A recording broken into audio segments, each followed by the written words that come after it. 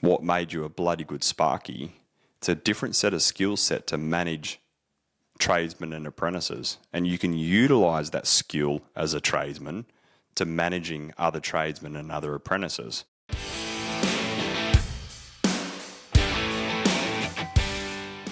Hi everyone, Rob, Kropp and Dan Stones here from Pravar Group, and welcome back to another episode of The Trade, Dan. Good to have you back, Dan. How are you? Hey Rob, hey everyone. Good to be back. Really well.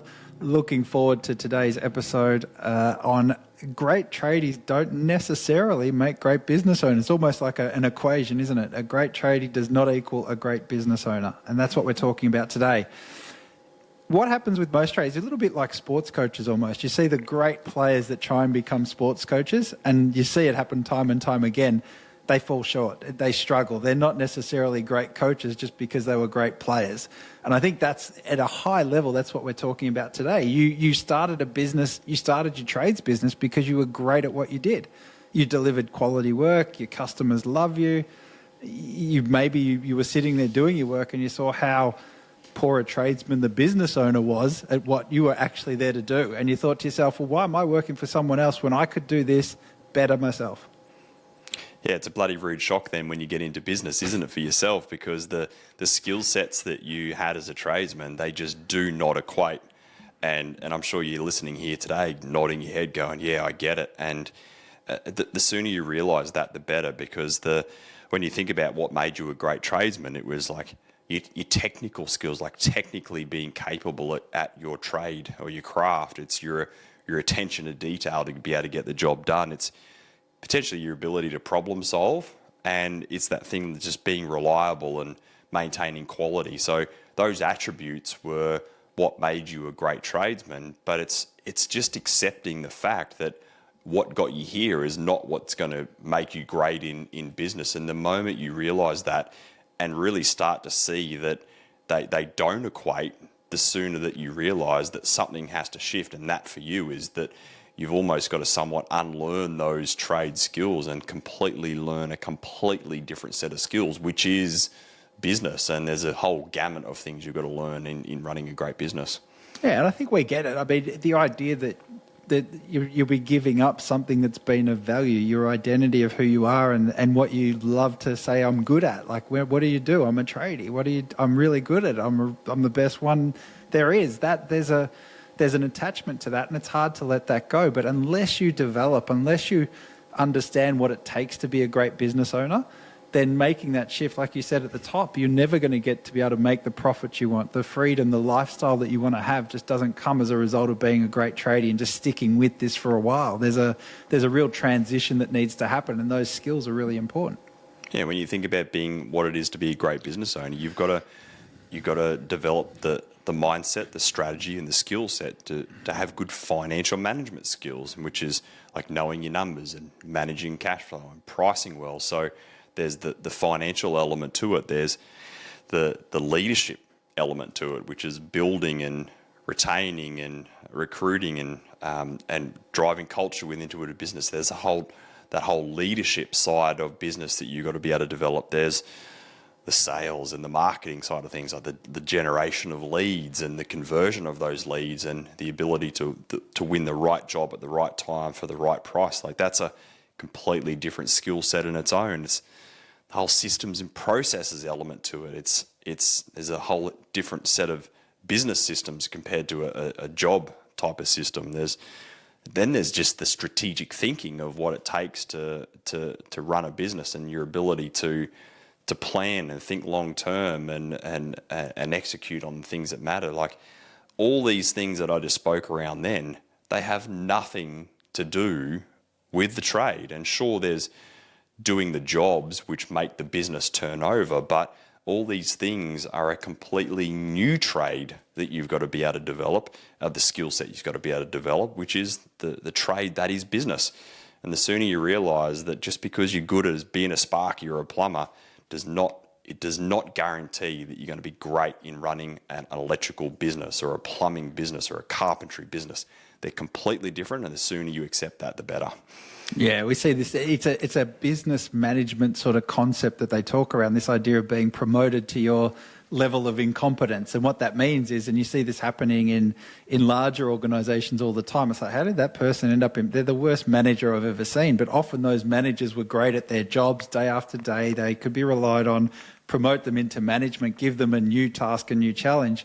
Everything falls apart. And I think making that step from tradie to being in business, there's no real license that you have to start a business these days. Anyone can start one. It's not hard. It can be done in an hour. We could be in business. But you being an elite tradesman, unless you go into that mindset and committing to learning the new rules, the new tools that you need to have, you're destined to stay stuck, and you're in for a world of pain if you can't make that shift. So I think this idea that we're getting to is that the greatest strength that you've got can become your greatest weakness. And it's a hard pill for guys to swallow. It is, and if we can zoom out for a moment, it's like someone who's bloody good at being a barista and making great coffee. They're generally very good as a barista, but they suck at running a cafe. Or someone might be an excellent PT. It's not going to mean they're going to be great at being a studio manager. Or someone who can be a great chef. The best chefs are often the worst business owners. And so that's what you mean there. When you think outside of the trade space, it just makes sense that that makes sense in other industries.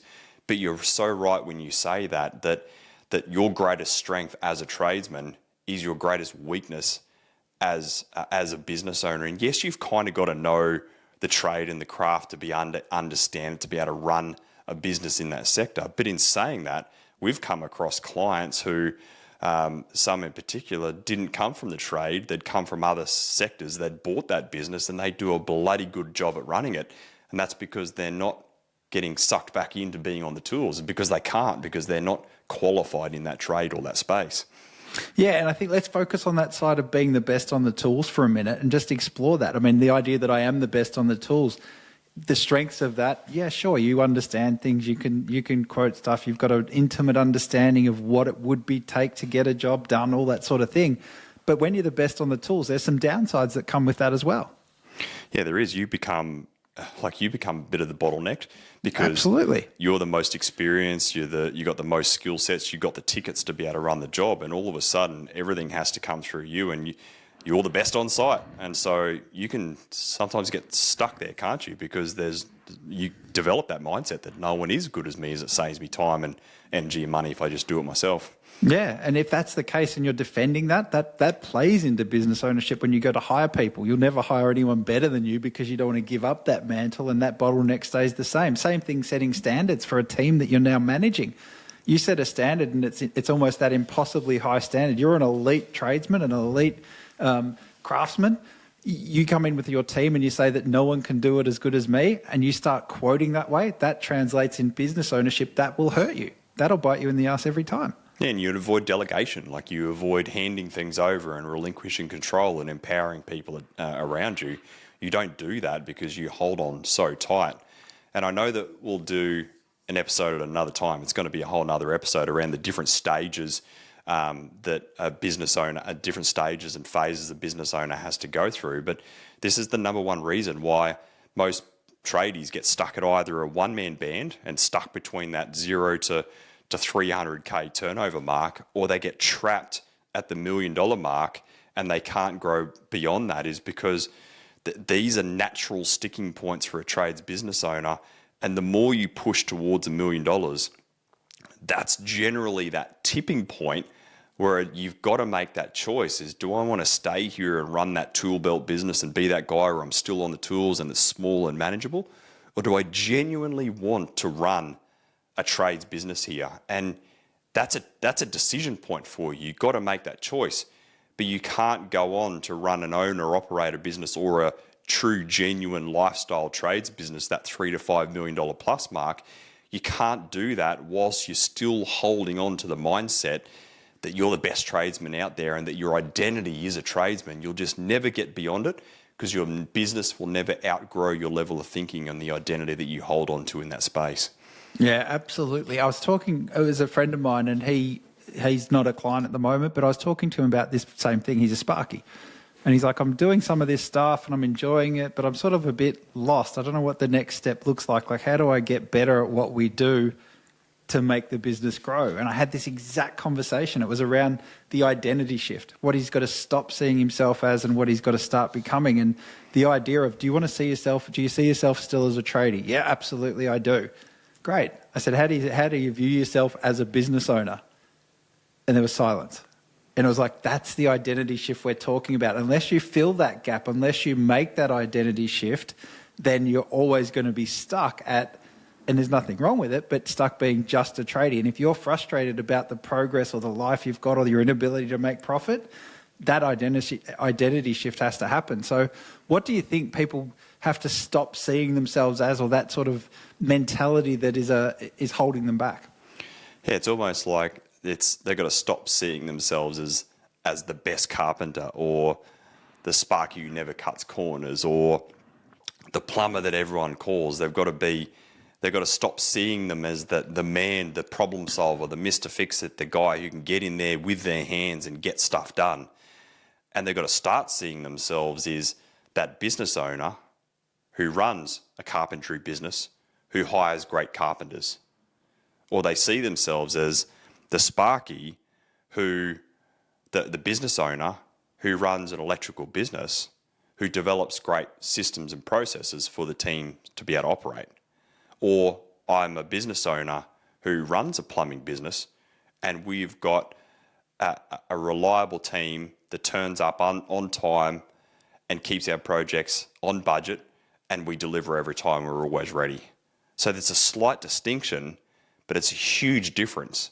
But it all starts with the conversation you have in your head, the way that you show up as an individual, like the way that you dress, the way that you look, what's sitting in the truck that you drive, or all your tools or no tools, and the way that you just genuinely show up as a person and the conversations that you have. And the more that you start to shift the conversations and who you see back in the mirror and that identity changing, that's when your business will also start to evolve to catch up with the identity that's also changing.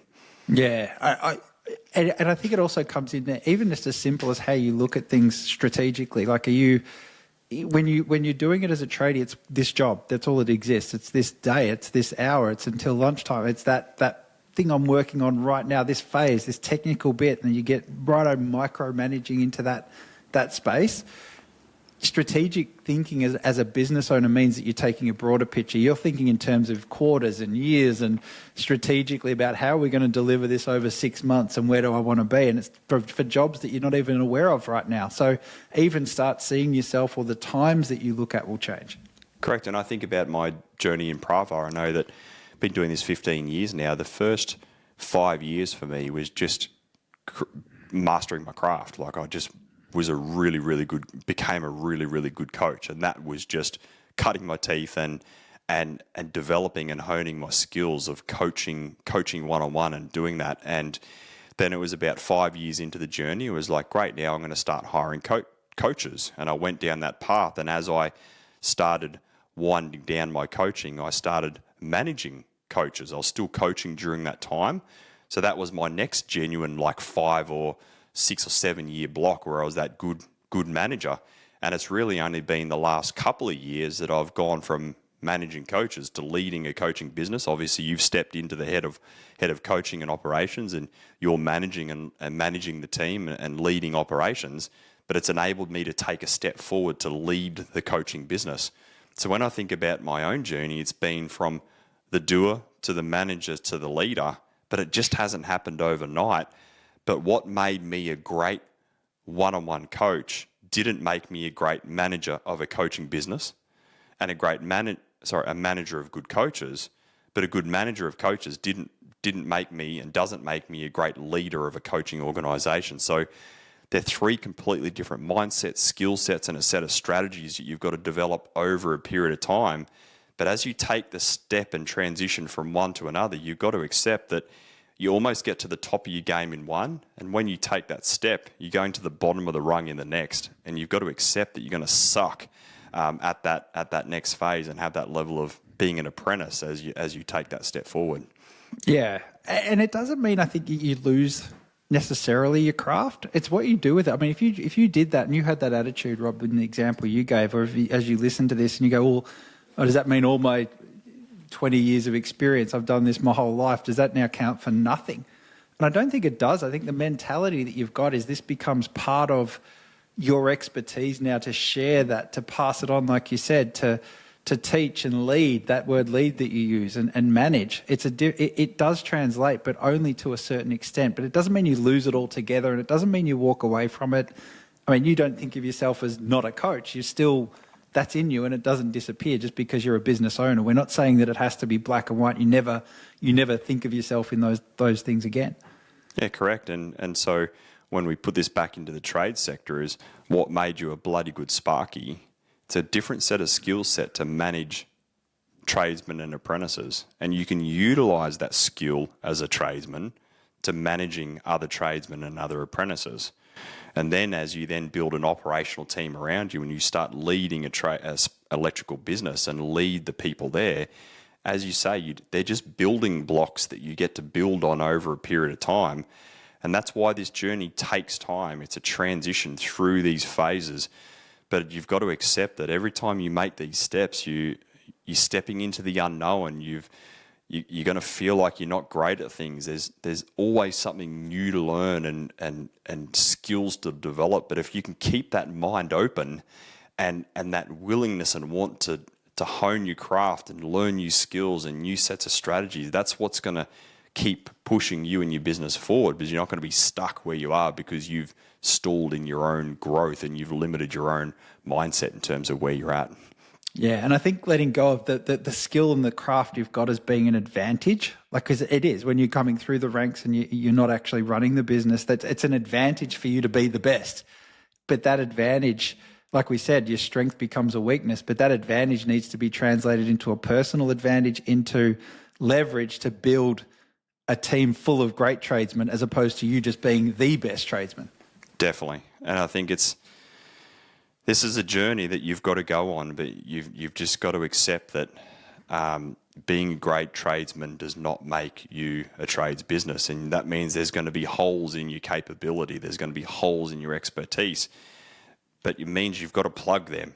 And that means listening to podcasts like this. It means reading books or listening to audio books or attending events or better yet, getting coached through this phase of that journey. And that's what we do really well at Pravar here, is we take clients who are up out of the ground. They've proven themselves in the marketplace. They've got to that $1 million mark. They've proven their capability and their skill set, and they can run some level of business around them. But they want to go on and build a genuine, true lifestyle business.